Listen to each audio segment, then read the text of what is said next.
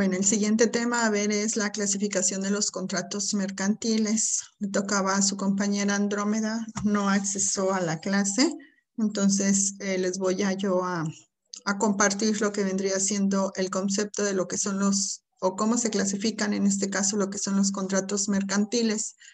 Tenemos aquí lo que viene siendo el contrato mercantil. Dice que son aquellos acuerdos de voluntades que existen entre dos o más personas. Esto obviamente que nos ayuda a producir o a transferir lo que vendrían siendo diferentes tipos de derechos y obligaciones. Este concepto se toma de lo que viene siendo el derecho civil, que en materia mercantil dice que no existe una doctrina ni una legislación prácticamente. Dice aquí que las características de los contratos mercantiles, dice que el consentimiento de las partes implicadas debe estar libre de vicios. Dice que las partes contratantes deben de tener una capacidad que sea legal para poder ejercerse por sí mismos lo que vendrían siendo sus derechos y que el objeto o servicio del contratante sea lícito y no quebrante lo que vienen siendo las leyes vigentes. Es decir, que sea una persona que sepa realizar los tipos de contratos que se pueden llevar a cabo dentro de lo que viene siendo la parte del trabajo que realiza cada uno de ustedes. Dice aquí que existen, cómo se clasifica lo que vienen siendo los contratos mercantiles. En el derecho mercantil, los contratos se clasifican según su información, que vendría siendo como un contrato de colaboración, que es donde una parte coopera con su actividad de desarrollo y que en este caso es la parte económica de la empresa y la otra es la agencia, en este caso la publicidad, la cinematografía, etcétera. El otro tipo de contrato es el contrato de prevención de riesgos, donde una parte cubre a la otra en lo que se refiere a lo que es la parte económica. El otro es el contrato de conservación de cosas, que es cuando nosotros hacemos el depósito por una prestación de algo que nos hayan otorgado. Cuando nosotros podríamos llamarlo aquí como cuando rentamos nosotros una casa y hacemos un depósito sobre la renta que vamos a tener. Después viene lo que es el contrato de crédito, y el contrato de crédito dice que es una parte que concede crédito a la otra. Es cuando nosotros pedimos un préstamo, hacemos un contrato bancario, pedimos un préstamo a lo que vendrían siendo diferentes tipos de tiendas o instituciones bancarias. El contrato de garantía, cuando a mí me dan algo y se pone a garantía que yo lo tengo que entregar en un determinado tiempo, es decir, asegurar aquellas obligaciones como son fianzas, prendas e hipotecas, y lo que se le conocen también como los contratos mixtos, que estos son aquellos que en donde se constituyen dos o más objetos, en donde se tienen obligaciones y derechos, y son aquellos que están formados por dos o más prestaciones típicas o atípicas. Es decir, aquí está constituido ya más uno o dos contratos que se pueden llevar a cabo como mercantiles. Tenemos aquí que un contrato de colaboración es donde una parte coopera con su actividad a lo que viene siendo el mejor desarrollo de la parte económica, es decir, de la empresa, que otro de lo que vendría siendo la parte cinematográfica. El contrato de prevención de riesgos es donde una parte cubre a la otra de las consecuencias económicas de un determinado riesgo. Después viene el contrato de conservación de cosas, que es el depósito que nosotros hacemos. El contrato de crédito, en donde una parte concede crédito a la otra. Y el contrato de garantía, que asegura el cumplimiento de obligaciones como son las fianzas y como viene siendo la prenda y la hipoteca. Aquí tenemos que los contratos mixtos, este tipo de contratos son los que hacen una remuneración que se le considera como una remuneración pactada a lo que viene siendo el trabajador con lo que vendría siendo el empleado. Es decir, que además además del sueldo o el salario, la participación de utilidad que le corresponde a lo que viene siendo un empleado en este caso. Cuando ya las empresas a fin de año, obviamente les corresponde lo que viene siendo una parte de la utilidad, Esto también corresponde como un beneficio para lo que viene siendo la parte del trabajador. En este caso, aquí entra lo que serían los contratos mixtos, que son aquellos que están entre dos o más objetos o entre dos o más obligaciones o derechos y están formados por dos o más prestaciones que se les consideran como prestaciones típicas o atípicas. Esto es en lo que se refiere a lo que vendrían siendo los tipos de contratos o la clasificación de lo que se le conocen como los contratos mercantiles. Ahorita vamos a ver qué viene siendo la compra-venta. Este sería el otro tema que nos faltaría por ver el día de hoy. ¿Y qué es la compra-venta mercantil? La compra-venta mercantil es cuando tenemos al vendedor, cuando tenemos la propiedad de una cosa o de un derecho, cuando está el comprador y cuando está un precio cierto y en dinero. El vendedor, pues vende, vamos a decirlo así, una propiedad. Tenemos el comprador, que se supone que él debe de tener un dinero o una cantidad para poder adquirir lo que vendría siendo el producto. Aquí dice que para realizar el análisis de lo que vendría siendo la compra-venta, que vendría siendo otro tipo de contrato, que se le conoce como el contrato mercantil, primeramente vamos a ver qué es la compra. Y la compra es cuando se adquiere un bien y se entrega el dinero. Nosotros adquirimos un bien y entregamos el dinero. Por decir, yo compro una casa y tengo que entregar el dinero. O yo compro un coche y tengo que entregar el dinero. La venta es cuando se entrega un bien y se recibe dinero de un negocio. Aquí en la venta es cuando nosotros podemos adquirir un bien, pero que lo vamos a adquirir en partes, en parcialidades, como por decirlo, cuando nosotros vamos a comprar una casa, pues no la vamos a pagar al contado, ¿verdad? Bueno, habrá muchas personas que sí, pero regularmente esa venta se hace a plazos, en donde se negocia en qué plazo se va a ir pagando la casa, cómo se va a ir estipulando prácticamente. Dice que el precio, según el artículo 1774 del comercio, dice que el precio de la venta debe determinarse por los contratantes. Los que contratan son los que determinan el precio de lo que nos están ofreciendo. Y en el artículo 1732 del Código Civil nos habla sobre lo que viene siendo la compra-venta. Es un contrato en que las partes se obligan a dar una cosa. Yo, por decir, compro, vendo y me obligo a dar, por decir, el coche, me obligo a dar una casa y la otra la va a pagar en lo que viene siendo la parte de su dinero.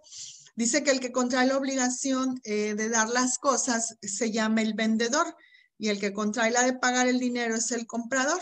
O sea, aquí en lo que viene siendo la compra-venta mercantil es comprador y vendedor. Son las dos partes prácticamente que entran.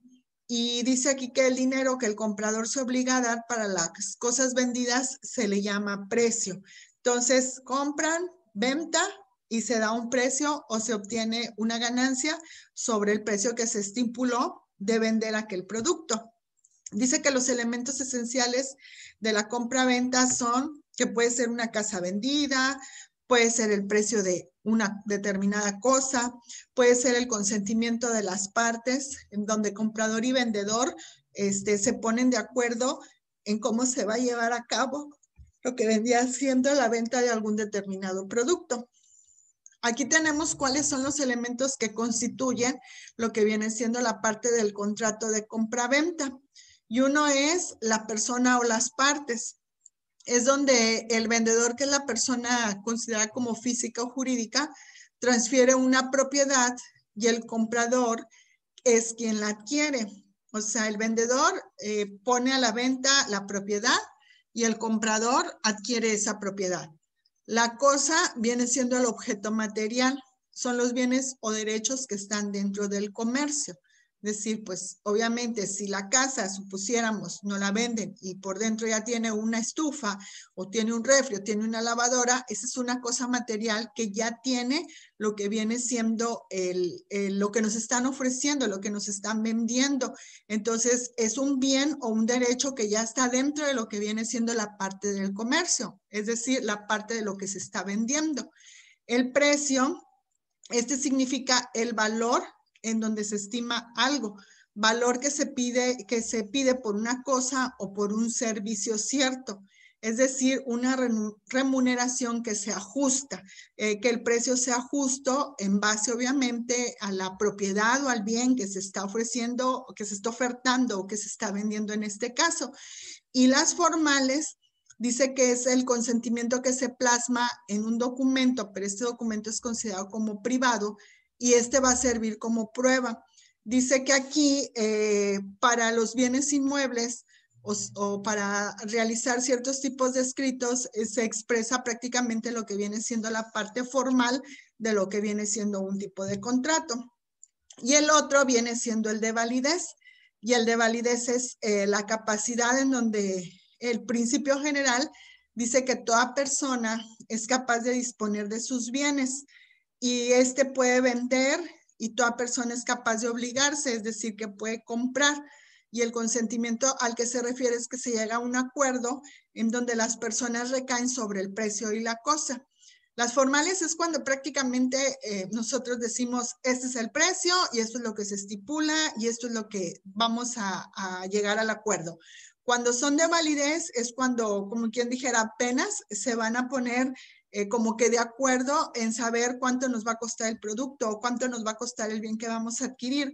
Es decir, que ambas partes se empiezan a poner de acuerdo para ver cómo van a llevar lo que vendría siendo la parte, ahora sí que la parte de la venta de lo que vendría siendo un bien o un servicio.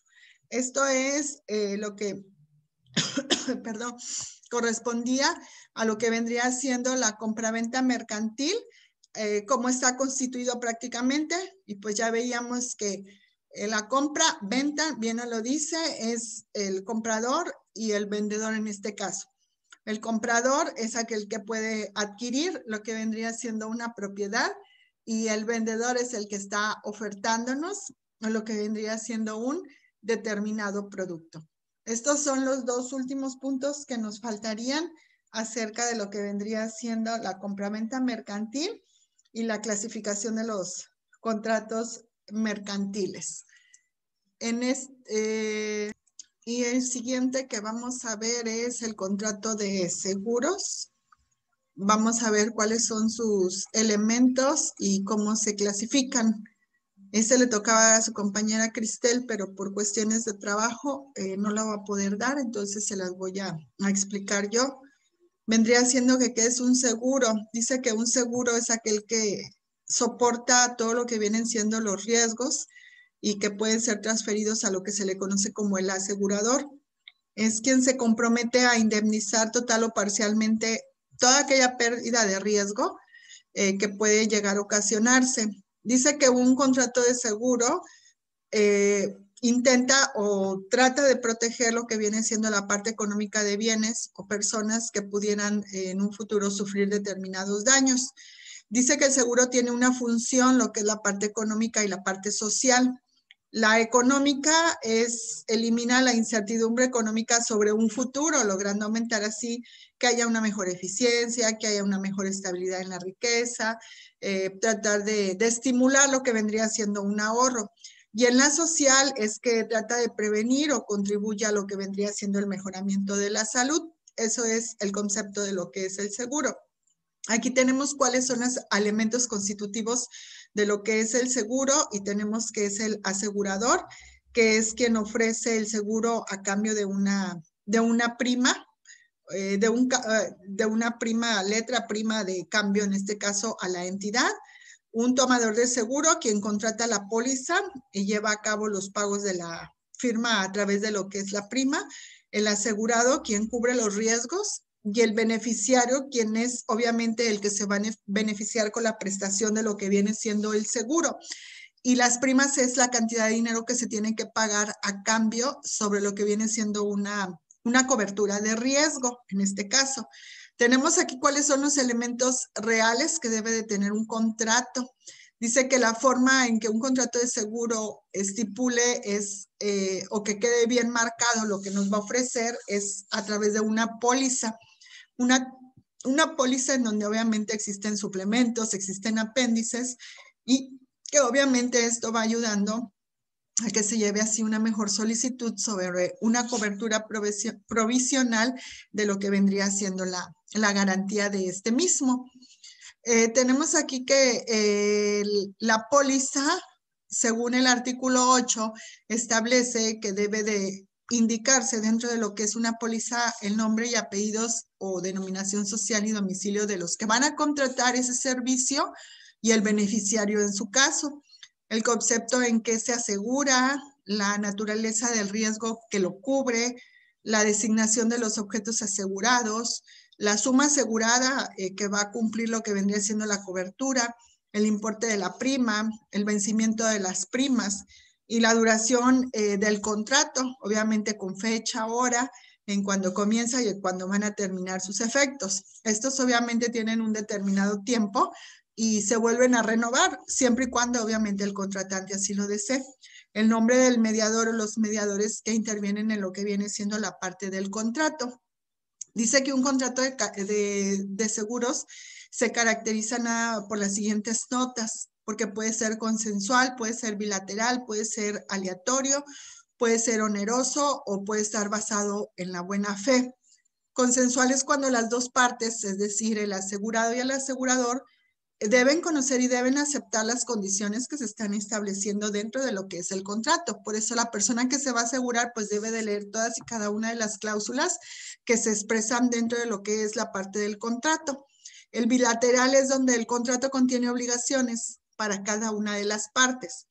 El aleatorio es donde ninguna de las partes sabe con seguridad si ocurrirá o no una contingencia que nosotros mismos estamos asegurando y no sabemos si se irá a producir o no.